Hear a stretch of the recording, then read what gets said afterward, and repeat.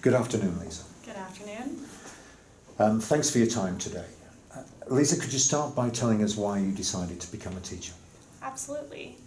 So as a kid, I grew up in the camp sort of environment, going to summer camps every year.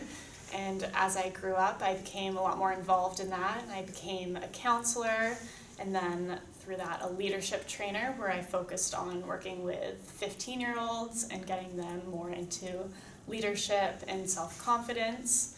And through that, I realized that as I got older and into a real career, that I wanted to make sure I was working with teenagers and children in some capacity, and that's really what led me into teaching as a career path.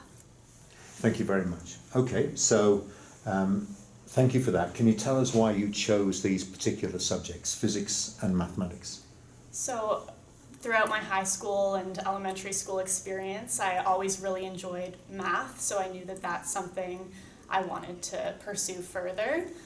As I got into the older grades of high school, science really called to me, so I made sure I took all of those sciences as well.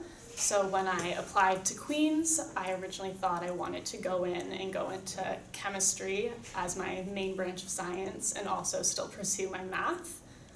In first year, it was going pretty well. I was taking chemistry, a few different math courses, and also a physics course. And through my first year, in my physics classes, my professor really made physics seem really fun and exciting, and it really made me gravitate towards that as well. And I knew that through seeing him make physics seem so exciting, I could do that in my teaching as well. Okay, thank you. And finally, Lisa, if I can, you've just completed a teaching practicum just before Christmas, successfully, well done. If I were now talking to your cooperating teacher, your associate teacher from that teaching practicum rather than you, what would he or she say are your strongest attributes as a teacher? Thank you. So I think he would say, he would first mention how passionate I am about teaching, and that I really showed that through how engaged I was with presenting my lessons and working with the kids.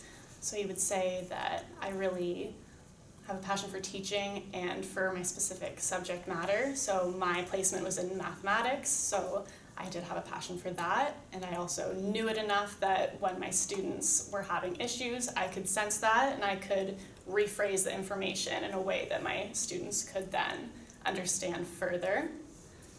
He would also mention that outside of the classroom, I was also really involved, getting involved with extracurriculars such as cross country. Okay, all right. Thank you very much indeed. Yeah, thank you very much.